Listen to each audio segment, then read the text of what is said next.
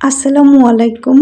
দুটি পাতায় একটি করে হজরত শাহজালাল রহমাতুল্লাহ আলাইহি ও হজরত শাহপনা রহমাতুল্লাহ আলাইহি এবং 360 আউলিয়া স্মৃতি বিজড়িত পূর্ণভূমি সিলেট থেকে আমি সাদিয়া ইসলাম ব্লগ চ্যানেল থেকে আছি আপনাদের মাঝে সাদিয়া। আশা করছি আপনারা আমার পুরো ভিডিও জুড়েই থাকবেন আর অবশ্যই একটি লাইক দিয়ে ভিডিওটি কন্টিনিউ করবেন। তো আজকে আমি নুনের পিঠা বা এই মশলা পিঠা যাই বলি না কেন সেটি শেয়ার করতে যাচ্ছি। যদি ভালো লাগে আমার ভিডিওটি না টেনে পুরো ভিডিও জুড়েই থাকবেন। তো আসা যাক এবার মূল রেসিপিতে। আমি এখানে পরিমাণ মতো পানি দিলাম। পানি দেওয়ার পর এই হলুদ গুঁড়া, তারপর আদা রসুন পেস্ট দিলাম, তারপর লবণ, আর কিছুই দিলাম না। দিয়ে বলক উঠাবো, একটু ঢাকনা দিয়ে ঢেকে রাখবো। এগুলো দিয়েই আমি কিন্তু পিঠা বানিয়ে দিব।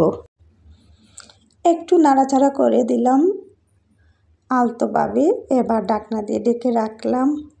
তো অপেক্ষা করতেছি বলক উঠার জন্য। কিছুক্ষণ পর বলক উঠে গেল। দেখুন আমি আবারও নাড়াচাড়া করে দিচ্ছি। কিন্তু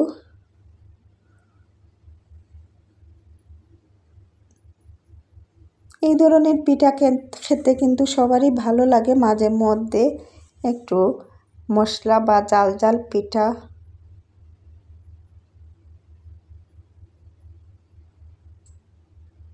এখন আমি চালের গুঁড়িটি দিয়ে দিচ্ছি।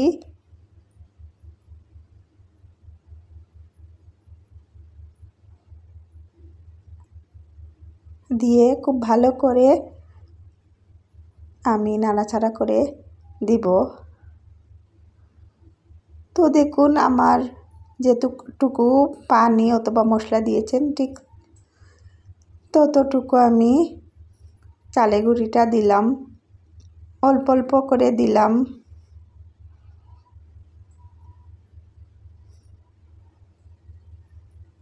যাতে করে একটি পারফেক্ট ডো হয়ে যায়।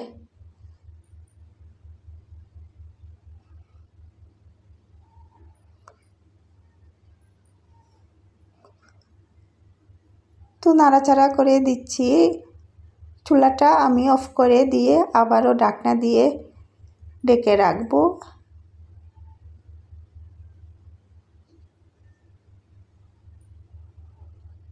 এবার আমি একটি চামচের সাহায্যে খুব ভালো করে নাড়াচাড়া করে দিচ্ছি, যাতে করে আমার ডোটা ঠান্ডা হয়ে যায় এবং হাত দিয়ে ধরা যায় যে পরিমাণ গরমটি, সেই পরিমাণ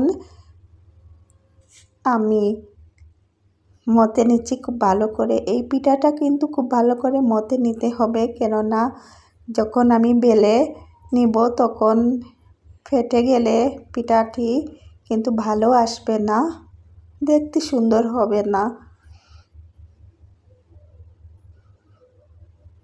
দেখুন আমি 3 ভাগ করে নিলাম ডোগুলো, আর এভাবে কিন্তু বেলে নিব। খুব ভালো করে কিন্তু আমি মতে নিয়েছিলাম। হাতে একটু তেল লাগিয়েছিলাম যাতে হাতের মধ্যে কাইটা না লাগে। আর এই পিঠার একটি টিপস আমি শেয়ার করি। আমি কিন্তু চালের গুঁড়ি দিয়ে ডোটা বানিয়েছি। এখন বেলার সময় এরকম রুটির মতো বেলে নিচ্ছি। আর ময়দা দিয়ে কিন্তু আমি ব্যবহার করে ময়দা দিয়ে বেলে নিচ্ছি। তাতে করে কিন্তু পিঠাগুলো অনেক সফট হবে, উপরেতে ক্রিস্পি থাকবে এবং ভিতরে একটু নরম হবে। তো আমার কাছে কোনো ছাঁচ বা কাটা নেই। আমি এরকম একটি স্টিলের গ্লাস দিয়ে পিঠাগুলো কেটে নিচ্ছি। আমার কাছে এরকম প্লেন পিঠাগুলো ভালো লাগে, কোনো ধরনের নকশা বা ছাঁচ দিয়ে ভালো লাগে না।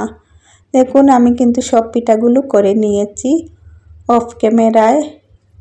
তো একটি থালের মধ্যে রেখে দিলাম সব পিঠাগুলো। একটু চালের গুঁড়ো ছিটিয়ে দিয়েছি থালের মধ্যে, যাতে করে একটির সাথে অন্য পিঠাটি লেগে না যায়। এখন আমি কিন্তু তেলের মধ্যে ভেজে নেব পিঠাগুলো। তো আমি একটি ফ্রাই প্যানে কিন্তু তেল গরম করে নিলাম। এখন গরম তেলের মধ্যে খুব সাবধানে পিঠাগুলো দিচ্ছি। যদি সাবধানতা অবলম্বন না করি তাহলে তেলের ছিটা এসে আমার হাতে লেগে যায়।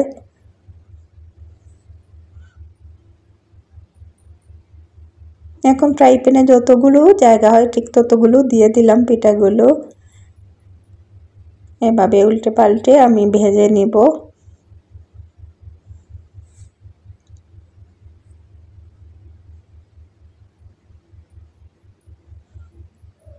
আমি বেশি কালার আনলাম না, শুধু বাদামি কালার করে ভেজে নিলাম। আপনারা যদি ডিপ ফ্রাই করতে চান তাহলে একটু ভেজে নেবেন। আমার কাছে তেমন ডিপ ফ্রাই ভালো লাগে না। একটু কালার চলে আসছিল তো আমি নামিয়ে নিলাম। চুলার আঁচটা কিন্তু আমিও কমিয়ে দিয়েছিলাম।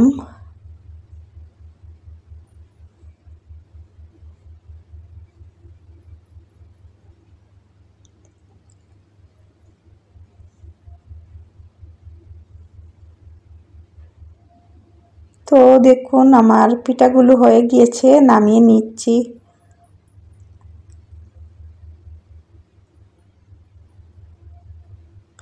আগে এই পিঠাগুলো যখন বানাতাম তেলের মধ্যে ভাজার সময় বুঝতাম না যে হয়েছে কিনা পিঠাগুলো।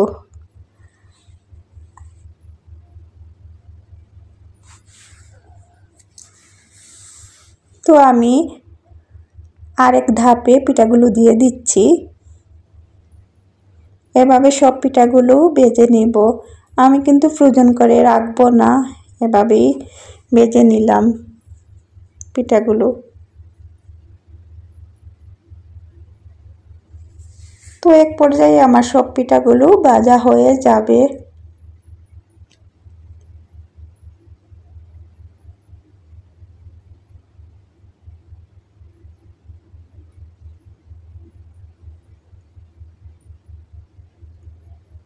তো দেখুন আমার মজাদার মুচমুচে নুনের পিঠা অথবা মশলা পিঠা হয়ে গিয়েছে। তো আমি একটি মাটির থালায় রেখে সুন্দর করে সার্ভ করে নিলাম। তো সবাই ভালো থাকবেন, সুস্থ থাকবেন। আপনাদের মাঝ থেকে বিদায় নিচ্ছি। দেখা হবে অন্য কোনো ভিডিওতে। আল্লাহ হাফিজ।